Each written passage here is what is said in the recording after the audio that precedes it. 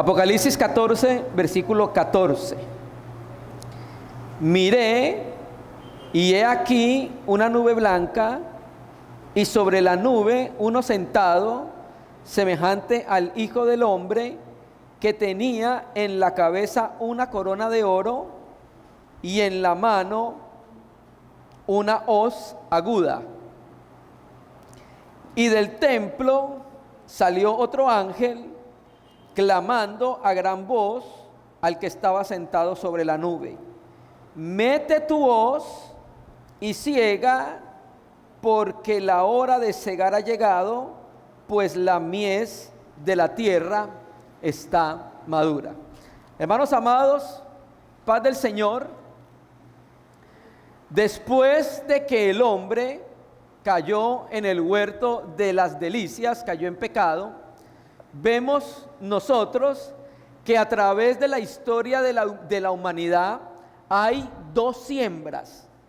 Está la siembra de Dios en la historia de la humanidad, y podríamos decir que hay otra siembra, que es la siembra del maligno, que vamos a mirar en esta porción de Apocalipsis, que la representa con las uvas. La siembra del Señor a través de la historia está representada por el trigo, y aquí en lo que vamos a ver también hay otra siembra de la cual habla el Señor Jesucristo en la parábola del trigo y la cizaña, que es una siembra en la cual está trabajando el maligno también en la raza humana. Bien, y la siembra de Cristo, lo que Cristo está sembrando y está trabajando, se ve reflejada en las parábolas. En los evangelios, como vimos en la reunión anterior, vemos a Jesucristo como el Hijo del Hombre sembrador. He aquí, el sembrador salió a sembrar, o sea, Él se presenta primero como el que siembra. Entonces, en los evangelios el Hijo del Hombre aparece como el sembrador, pero en Apocalipsis el Hijo del Hombre ya no aparece como sembrador. En Apocalipsis aparece como el cosechador o como el segador. ¿Bien? Y esta siega del Señor Jesucristo va a ocurrir en el fin de los tiempos.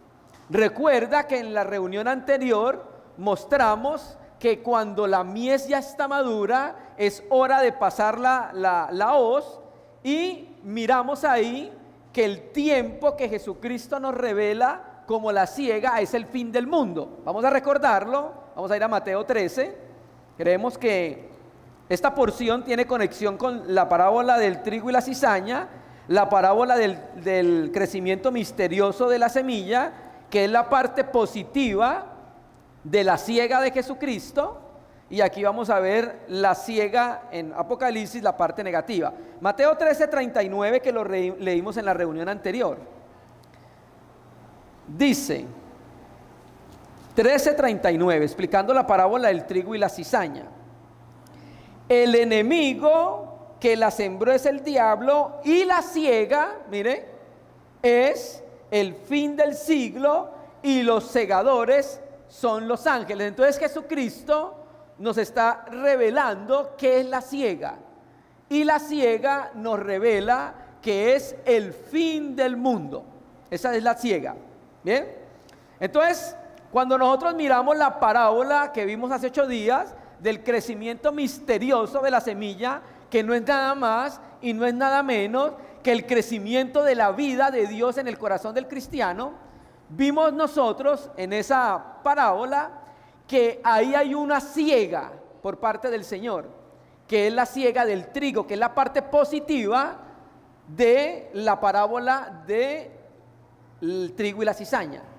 Bien, entonces ahora vamos a mirar en Apocalipsis las dos siegas. Ambas siegas o cosechas las va a hacer el Señor, aunque el Señor no hace una siega, pero el Señor mismo va a hacer una siega aquí en Apocalipsis. Bien, cuando nosotros miramos Apocalipsis capítulo 13, usted se va a dar cuenta que aparece el anticristo. Bien, es la aparición del gobierno mundial, del ejecutivo mundial, y empieza la persecución contra la iglesia y podemos ubicarlo en el periodo de la gran tribulación. Luego en el capítulo 14 hay tres partes. Tenemos las visiones, la visión de las primicias, y luego tenemos en el capítulo 14 del 6 al 13 el mensaje de los tres ángeles, y luego viene la porción que nosotros vamos a considerar hoy, que es la cosecha en la tierra. Bien, vamos a mirar acá dos cosechas. Cristo, cuando vino la primera vez, vino a sembrar en el corazón de los seres humanos el evangelio, su palabra. En su segunda venida, entonces, ¿a qué va a venir? A recoger lo que sembró durante todos estos años. ¿Bien? Apocalipsis 14, versículo 14.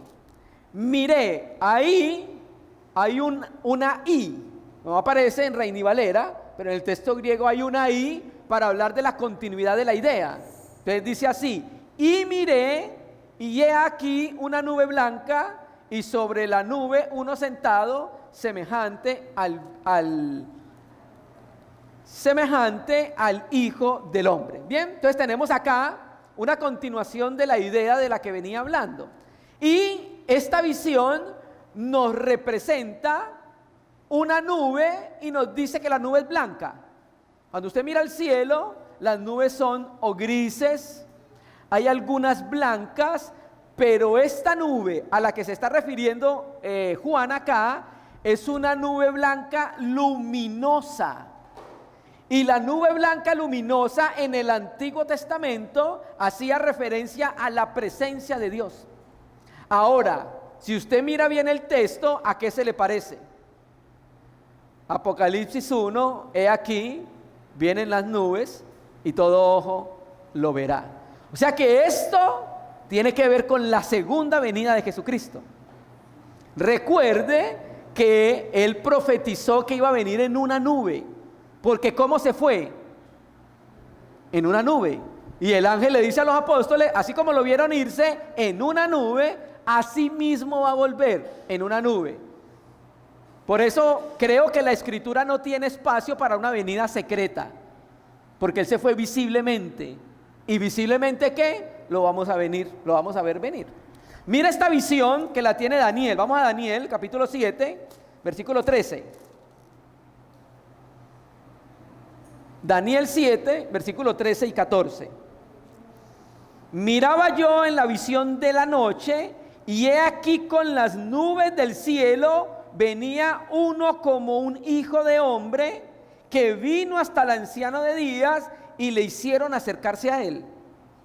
Y le fue dado dominio, gloria, reino, para que todos los pueblos, naciones y lenguas le sirvieran. Su dominio es dominio eterno, que nunca pasará, y su reino es uno, que no será destruido. Entonces aquí Daniel también ve al Mesías, y lo ve en una nube blanca. Y aquí, aunque Daniel no sabe todavía que es la segunda venida de Cristo, vemos ahí el momento en que Jesucristo va a venir a la tierra, y el Padre le dio todo el honor y toda la gloria de los reinos del mundo. Entonces está saliendo de la presencia del Padre en una nube, bien, a dirigirse por segunda vez a la tierra. Y Daniel lo ve como un hijo del hombre porque ya se ha encarnado. Por eso lo ve como un hijo del hombre y ya ha ascendido a la majestad de las alturas. Bien, entonces ese versículo de Apocalipsis 14 nos está hablando de la segunda venida de Jesucristo en el contexto del anticristo y de la gran tribulación. Bien, y este que estaba sentado en una nube, mire su Biblia, semejante al Hijo del Hombre, que ese término Hijo del Hombre es un término aquí con sentido escatológico. En los evangelios muchas veces no tiene este sentido, pero acá tiene el sentido escatológico. Ese que era como un hijo de hombre, que estaba sobre las nubes del cielo, una nube blanca luminosa, tenía algo en la visión de Juan. ¿Qué tenía? Mire su Biblia. Tenía que en su cabeza una corona de oro. Bien. Cuando vino por primera vez, ¿qué tenía en su cabeza? Cuando lo crucificaron, una corona de espinas. Fue cuando murió por usted y por mí. Pero cuando venga, ya no viene en relación con el sufrimiento. Cuando venga por segunda vez, va a venir glorioso y victorioso. Y su corona va a exhibir la victoria que tuvo sobre todas las cosas, hermanos. Y se va a mostrar como vencedor sobre todos sus enemigos. Aleluya. Ya no va a venir en relación con el pecado. Y ya no va a venir a sufrir. Ya no se le va a volver a colocar una corona de espinas. Ahora viene con una corona de gloria, hermanos. Pero también la visión se complementa. Aparte de tener la corona que habla del gobierno y del reino, viene con algo más. Mire su Biblia. Y viene en su mano, tiene una hoz afilada. ¿Qué quiere decir? Eso ya lo vimos en Marcos capítulo 4 de la reunión anterior. La hoz afilada quiere decir que también viene no solo a reinar, sino a ¿qué? A cegar. O sea, viene a cosechar. ¿Bien? Ahora, ¿qué va a cosechar? ¿Qué va a recoger Jesucristo? Pues lo que sembró. ¿Qué sembró? He aquí, el sembrador salió a sembrar. Y no solo sembró el evangelio, hermanos. ¿Sabe qué más? Se sembró en nuestros corazones. Cristo está sembrado en nuestro ser. Ahí Él está sembrado. Entonces cuando venga, va a recoger lo que sembró. ¿Recuerda lo que dice Juan? Mi Padre y yo hasta hoy trabajamos. Y Él sigue trabajando con usted y conmigo. ¿De verdad, hermano? Sí, todos los días. A pesar de que he pecado, todos los días. A pesar de que me he equivocado, todos los días. Bien. Ahora, también, esto lo digo así por causa de la segunda cosecha de Apocalipsis, también viene a sembrar una siega que no sembró. ¿Qué está refiriendo, hermano? ¿Usted recuerda la parábola de los talentos? ¿Y recuerda la parábola del trigo y la cizaña? ¿Qué le dicen los dos hombres a Jesucristo en relación con eso? Dice, Señor, yo sabía que tú ciegas donde no sembraste. ¿Ve?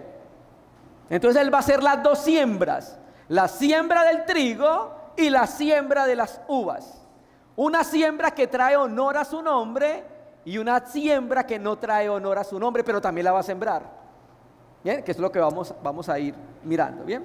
Entonces, versículo 15, vemos en el 15, y del templo hacia el otro ángel, clamando a gran voz al que estaba sentado sobre la nube, mete tu hoz y ciega, porque la hora de cegar ha llegado, pues la miel de la tierra está ¿qué? Ahora, ¿por qué este ángel manda a Jesucristo a que ciegue? Porque este ángel sale de la propia presencia de Dios, sale del templo de Dios, del templo del cielo, y al salir de la propia presencia de Dios viene con una orden del Padre, viene con un mandato del Padre. Y mire que a Jesucristo aquí se le presenta no como Dios. ¿Cómo le presenta? Mira la Biblia, ahí, como el Hijo del Hombre.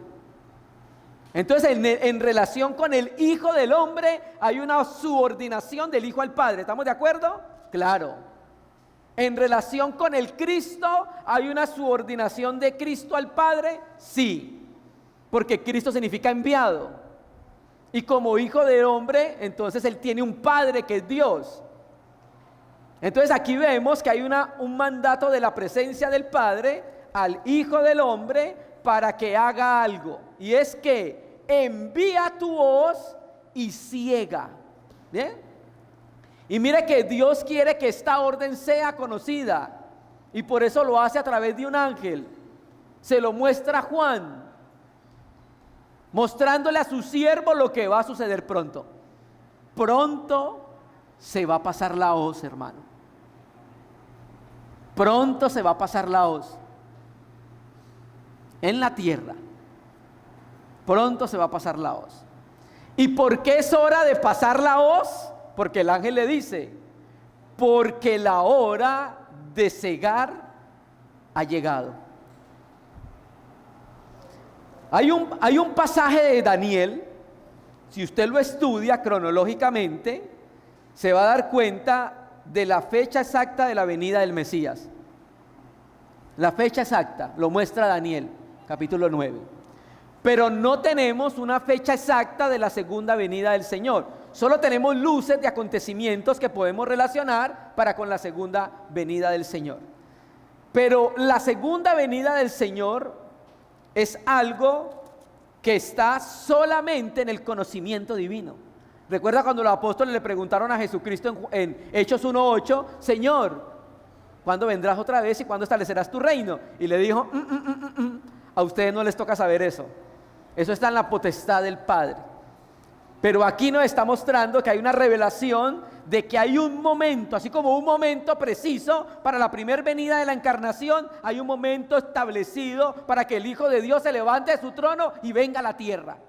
Y va a venir a cegar, a recoger, hermanos. Porque la hora de cegar ha llegado, pues la mies de la tierra está como. O sea, ya es el momento. Ya los granos han madurado. Donde dice madura, ahí en su Biblia, en el griego es seco. El grano está seco. Samuel Pérez Millos traduce, porque fue secada la cosecha de la tierra. O sea, cuando el grano, que está hablando del trigo, está totalmente formado, él se seca. Al principio es un granito verde, luego se va colocando amarillito cuando viene el momento de la siega, dorado. O sea, el grano está seco. Está listo para que se le pase la hoz. Entonces va a haber un punto, un momento de la historia de la humana cuando la mies del Señor va a estar madura, va a estar lista para que su Señor venga y coseche y recoja. ¿Bien? Entonces, hermano, este grano cuando está seco está totalmente formado. ¿Bien? Ahora, vamos a mirar, aquí está hablando de la primer siega que hablamos de Marcos, porque aquí ahí está la siega positiva y la siega negativa. Bien, aquí la siega es positiva porque creemos que el trigo tiene que ver con los suyos, va a recoger a los suyos. Esto es en su segunda venida, esto es en el contexto del anticristo, quiere decir que esto es el arrebatamiento. En el de Marcos podemos entenderlo que el Señor siempre está buscando recoger fruto entre los cristianos. También tiene que ver con el tiempo del fin. Podemos hacer esas dos aplicaciones. Bien, entonces esa frase, la mies, es un término propio del Señor Jesucristo en los evangelios. La mies de la tierra es su pueblo. El trigo de la tierra es su pueblo. En su primera venida se sembró y sembró su palabra en su pueblo. Y Él ahora va a venir al final del siglo a recoger lo que trabajó. ¿Bien? Y como lo vimos en la reunión anterior, la parte positiva de la siega, de la parábola del trigo y la cizaña, que es el crecimiento misterioso de la semilla, es cuando el grano está maduro, o sea, cuando Cristo ha tenido un avance y una formación en el corazón de los cristianos. Y mire, para ese tiempo, escúcheme, apreciado hermano, no sabemos cuándo es, pero para el tiempo de la segunda venida de Jesucristo, los cristianos no van a ser de gelatina y los cristianos no van a ser de cristal. Van a ser como los cristianos del primero y del segundo siglo. Esta generación que está produciendo ahorita de cristianos, quíteles el internet y ya se les acabó el gozo de la paz y la alegría. ¿Ven? Entonces Dios está trabajando para producir otra vez ese tipo de cristianos. Y esos cristianos son los que van a estar en los últimos tiempos. que van a poder enfrentarse a las pruebas de la persecución del anticristo. Entonces, hermano, lo que estamos viviendo ahorita es un proceso para prepararnos para el encuentro con el Señor. Así que, ahora, ¿por qué decimos nosotros que aquí hay una ciega positiva y hay una ciega negativa? Porque cuando miramos las características de las dos ciegas nos damos cuenta que la ciega de la vendimia, en ella se ve la ira de Dios. En cambio, en esta primer ciega no se ve la ira de Dios. ¿Bien? Versículo 16. Ahí terminamos la primer ciega. Y el que estaba sentado sobre la nube metió su voz en la tierra y la tierra fue cegada. Recuerda que eso son visiones y son lenguajes parabólicos. El Señor literalmente no va a venir con una hoz afilada y es un lenguaje parabólico. Quiere decir que va a recoger, va a llamar a los suyos. Se va a presentar a sí mismo una iglesia gloriosa, sin mancha y sin arrugas. Es lo que quiere decir. ¿Bien? Entonces, acá, si usted mira en el versículo 15, la mies de la tierra está madura, y si mira este versículo, aparece 2 veces la palabra tierra. ¿Bien? O sea que el énfasis, claramente, donde Él va a cosechar es en la tierra, no es en los cielos. Y no se duerma, hermano, que es con usted, es en la tierra, donde el Señor nos va a recoger a nosotros. Tiene que ver con nosotros. Por eso el reino de los cielos es semejante a un hombre que sembró una semilla. Esto es el reino de los cielos. Eso tiene que ver con nosotros. Esto no tiene que ver con el vecino, ni con el de otro país, ni con el de otro barrio, con nosotros que somos de Cristo. ¿Bien? Entonces el Hijo del Hombre pasa su voz sobre la tierra, recoge la cosecha de la tierra. Claro, en Mateo muestra que la manera en que Él pasa su voz es que manda a los ángeles para que recojan sus escogidos. Esa es la manera en que manda su voz. ¿Bien?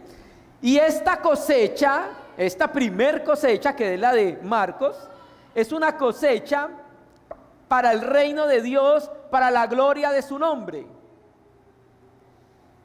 En su segunda venida será cosechado lo que sembró en su encarnación. Y esta siega ocurrirá después de que el anticristo establezca en toda la tierra su gobierno mundial, la marca de la bestia. Después de eso es que Él vendrá a recoger a los suyos, el arrebatamiento de la iglesia. Primer acto, primer visión, el sembrador va a recoger. Bien. Segundo acto, segunda visión, Apocalipsis 14, 17. Aquí, esta siega ya no es el trigo, esta siega ya son las uvas. Y a esta siega, lo vamos a mirar, hay otro trato con ella. Por eso decimos que no se está refiriendo a la misma siega. La mayoría de comentaristas bíblicos lo colocan todo en un mismo aspecto de juicio del Señor. Pero nosotros, por la manera como Cristo trata una siega y otra siega, entendemos que tienen que ver, 1, con cristianos y 2, con inconversos. ¿Bien? Entonces la parte negativa de la cosecha es la vendimia. Y esta parte negativa de la cosecha tiene varias partes y va a iniciar en la segunda venida del Señor, en el Armagedón,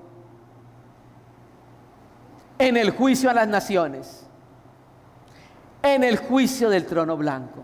Mi hermano, Dios va a cosechar todas las naciones de la tierra. Nadie se va a quedar sin ser cegado, sin ser cosechado. Apocalipsis 14, 17. Salió otro ángel, parece que el cielo está lleno de ángeles. Salió otro ángel del templo que está en el cielo, teniendo también una hoz aguda. Ustedes saben que el cielo está lleno de ángeles. Esa es la morada habitual de los ángeles. Bien, aquí tenemos una I que no aparece ahí, pero en el texto griego sí está la conjunción que, y para dar continuidad, salió otro ángel del templo que está en el cielo teniendo también una hoz aguda. Bien, al decir que salió del templo, quiere decir que sale de la propia presencia del Señor. Recuerde lo que son los ángeles. La palabra ángelos, si se traduce, sería mensajero.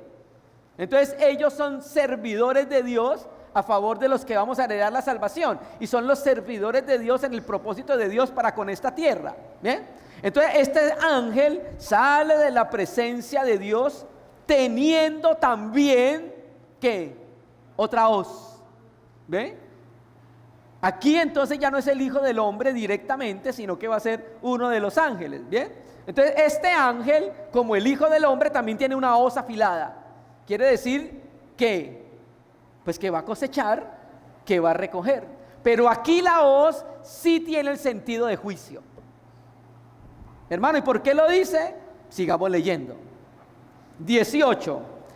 Y salió del altar otro ángel, que tenía poder sobre el fuego, y llamó a gran voz al que tenía la hoz aguda, diciendo: mete tu hoz aguda y vendimia los racimos de la tierra, porque sus uvas están ¿qué? ¿Ve? Aquí tenemos entonces otra figura. Tenemos lo mismo, va a haber una cosecha, pero ya no es de trigo. Esta es una cosecha de uvas, hermanos. Entonces tenemos un nuevo ángel en la escena celestial. Sale fuera del santuario, bien, o sea, sale de la presencia de Dios. Y se entiende que este es un ángel encargado del altar en el cielo. Ahora, ese ángel tiene una particularidad, mire su Biblia. ¿Sabe cuál es la particularidad? Que tiene autoridad sobre el fuego. ¿Cómo así? ¿Qué quiere decir esto? ¿Bien? Mire, cuando nosotros miramos las escrituras, vemos ángeles con ciertas facultades en los elementos de la tierra. Por ejemplo, hay el ángel de las aguas, ¿lo ha leído? Ahí en Apocalipsis aparece el ángel de las aguas. Y en Daniel aparece un ángel que se llama así, lo traduce la Biblia textual como Palmoni. Significa numerador maravilloso. Es como un ángel que estuviera encargado de los números, más o menos. ¿Bien? Entonces aquí, este ángel que tiene autoridad sobre el fuego, quiere decir que le han sido dadas facultades para ejercer juicio divino sobre la tierra a través de ¿qué? Fuego. Eso es lo que quiere decir eso. Es el poder que tiene sobre el fuego. Y recuerde que el fuego en la Biblia es símbolo de ¿qué? Juicio también. ¿Bien? Y este ángel que tenía poder sobre el fuego llama a otro ángel, el que tenía la hoz, ¿recuerde? Le dice: mete tu hoz porque los racimos de la tierra ya están ¿qué? Madura. O sea, hermano, es la hora. O sea, Juan lo vio como algo cumplido, para nosotros todavía no es, pero la hora va a estar cerca. Y el libro de Apocalipsis, la predicación profética escatológica, sirve para que nosotros reorientemos nuestra vida en santidad hacia Dios, para que nosotros volvamos nuestro corazón al Señor, porque pronto vendrá el Señor y quiere que nos encuentren limpios, santos, puros, separados, apartados, consagrados, viviendo por Él y viviendo para Él. Para eso es la profecía escatológica, hermanos. ¿Bien? Entonces, ya es hora. Por eso el ángel mete la hoz. ¿Bien? Y vendimia los racimos de la tierra. Aquí ya está otra figura. Ya no es el trigo, ya no es la mies. Aquí tenemos entonces uvas. ¿Bien? Corta con la hoz los racimos de los viñedos que hay en la tierra. El ángel le dice al otro ángel: envía tu hoz y vendimia o recoge la uva madura. ¿Bien? Mire, y esa frase, los racimos de la tierra, que aparece ahí, se refiere a la humanidad que se ha rebelado en contra del Señor. A eso se refiere los racimos de la tierra. Se refiere a los hombres que han levantado su mano en contra del Señor, que a pesar de que saben que lo que está haciendo deshonra a Jesucristo, no se vuelven a Él. Entonces, esa es la humanidad que va a ser en los final de los tiempos, cuando estamos hablando del final de los tiempos, la enemiga de Dios en los tiempos escatológicos. Entonces esas uvas representan la humanidad que está en contra del Señor y está en rebeldía contra Jesucristo. Bien, mira lo que dice Deuteronomio,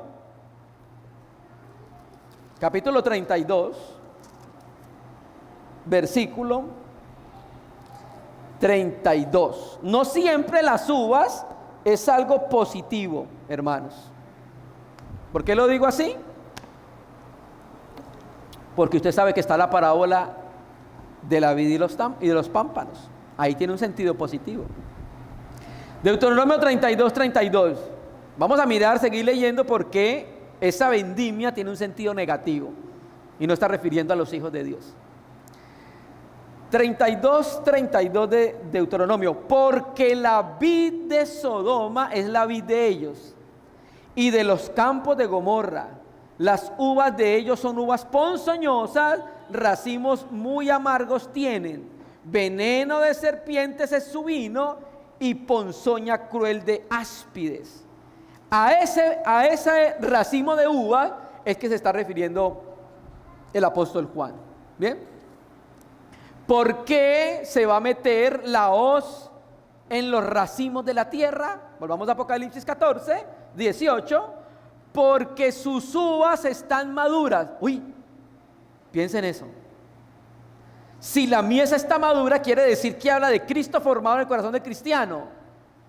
Habla del tiempo escatológico que Cristo va a venir. Entonces, ¿a qué hace referencia que las uvas de la tierra están maduras? Quiere decir que el colmo de la maldad del hombre llegó a su punto. Llegó a su punto, hermanos. Mire, ¿recuerdan los tiempos de Abraham? Esto lo entendimos entendiendo los tiempos de Abraham. Dios le dice a Abraham, Abraham, su descendencia va a ser esclavo en la tierra de Egipto, ¿bien? Y después usted saldrá y su descendencia y va a poseer esta tierra, la tierra de Canaán, que es lo que es Israel hoy. Y entonces le dice algo muy importante, creo que lo dice Génesis 15, 18, porque aún no ha llegado el colmo, la maldad de los amorreos, de los cananeos, de toda esa tierra. Hermano, parece ser que ese va a ser el colmo de la maldad de la tierra cuando venga Jesucristo. Mire, hermanos, hay dos momentos de la historia de la humanidad en las cuales el Hijo de Dios, una apareció y otra va a aparecer. Cuando el Señor vino en los días de su carne, las tinieblas habían llenado la faz de la tierra y por eso aparece la luz. Pero cuando venga por segunda vez, la tierra otra vez va a estar sumida en tinieblas y viene la luz, que es Él, y va a alumbrar en esos momentos. Entonces, hermano, las uvas maduras representan la humanidad de la maldad que ha llegado a su colmo. Es como cuando dice en Génesis, en los tiempos de Noé, que el hombre se volvió carne. O sea, quiere decir que ha llegado a un punto de la maldad, por eso vino el diluvio. Porque estaba en su clima máximo de la maldad. Hermano, toda la tierra fue barrida. Toda la tierra. Hermano, pero es que en la película de Noé se salvó Tubalcaín. Toda la tierra fue barrida en ese día, hermanos. Porque la maldad del hombre llegó a sus climas. Lo mismo va a suceder ahorita. Las uvas de la tierra están maduras porque el colmo del pecado del hombre va a llegar a su clima, hermano. Y no sé si alguno de nosotros tengamos que ver eso. Y tenemos que tener fe para seguir adelante en esos tiempos, hermano. ¿Amén? 19. Y el ángel arrojó su voz a la tierra y vendimió la viña de la tierra y echó las uvas. Mire su Biblia. Por eso establecimos la diferencia. En el gran lagar de la ira de Dios. Mire que en la cosecha anterior no habló de ira. Sencillamente cegó, metió la hoz y cegó el trigo. En cambio aquí se involucró y se hizo una diferencia el Espíritu Santo. ¿Bien? El ángel arrojó su voz en la tierra y vendimió la viña, la vid de la tierra. ¿Bien? Y echó las uvas en el gran lagar de la ira de Dios. Recuerde que estos son personas. Las uvas son personas, un lenguaje figurado. Bien, vamos por partes. ¿qué era el lagar en los tiempos bíblicos? ¿Bien? En los tiempos bíblicos el lagar era un recipiente grande, llamémoslo en tiempo moderno, una ponchera grande, pues. Entonces se colocaban las uvas ahí y empezaban a pisarse. Y él tenía un rotico y una vasija donde iba cayendo el vino. Se iba pisando así. ¿Bien? Entonces ese era un recipiente que tenía un conducto que desembocaba ahí en una vasija. ¿Bien? Donde se recogía el jugo de la vid. Eso era lo que era el lagar. Esa es la misma figura que Jesucristo está utilizando acá, hermanos. Entonces quiere decir que ese gran lagar es la ira de Dios, es donde Dios va a pisar a todos los rebeldes en contra de su Hijo. Esto no se va a quedar así. Entonces no se puede quedar así. Uno de la deidad vino a morir a la tierra. Esto no se puede quedar así. El pecado del hombre tiene que ser juzgado, hermanos. Esto no se va a quedar así. Entonces, hermano, esa vendimia de la que habla ahí aparece en el capítulo 19. Usted después lo puede leer bien en la casa, que es la segunda venida de Cristo, enfrentándose a los ejércitos que va a reunir el anticristo en contra del Señor. Claro, eso es un absurdo. ¿Quién puede en contra del Señor? Pero mira hasta dónde llega el engaño del hombre. Recuerdo que el hermano Gino nos decía que los satanistas y los luciferianos están preparando bombas de neutrones para tirárselas a Jesucristo cuando venga. Y cuenta un libro, no lo vaya a leer, se llama Las dos Babilones de Alexander Hislop. Y entonces, no lo voy a leer porque ese libro tiene información que a veces no se puede comprobar. Pero dice ese libro que los hombres en los tiempos de la Torre de Babel no querían que Dios volviera a juzgar la humanidad, entonces empezaron a tirarle flechas a Dios. Y entonces decía ahí el libro que las flechas caían untadas de sangre. Entonces el hombre decía, uy, le dimos a Dios. Es un absurdo, pero el diablo va a hacer eso a través del anticristo. Va a reunir a los ejércitos de la tierra para que se levanten en contra del Señor ese día. Y ese día va a suceder esto que estamos leyendo acá. Dios va a pisar en el lagar todas esas uvas, hermanos. Versículo 20, terminemos. Y fue pisado el lagar fuera de la ciudad, mire su Biblia, y del lagar salió sangre hasta los frenos de los caballos por 1600 estadios. Hermano, es que usted no ha escuchado esto que dicen, es que el Dios del Antiguo Testamento es muy violento. Pues el Dios del Nuevo Testamento en Apocalipsis dice que muere casi la tercera parte de la humanidad por los juicios que van a venir. Y esto que aparece acá, hermano, es una escena muy fuerte.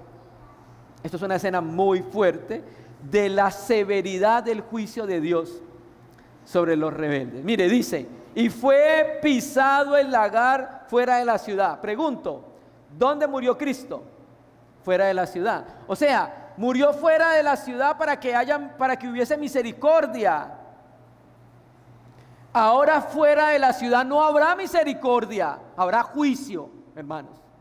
Juicio vino la misericordia vino la primera vez, la segunda vez no habrá misericordia fuera de la ciudad, va a haber juicio. Bien, fue pisado el lagar, hollar, bien. Ahora, esa acción de Dios se producirá fuera de la ciudad. ¿De cuál ciudad? Siempre va a ser Jerusalén. Cuando usted lea al norte de Jerusalén. Cuando lea al sur de Jerusalén. Bien, esta es fuera de la ciudad. ¿En dónde? Esto va a ocurrir en lo que Apocalipsis 16 llama el Armagedón. Y Joel y Zacarías llaman el valle de Josafá o el valle del Megido. Ahí va a ocurrir esta vendimia, esta cosecha, hermanos.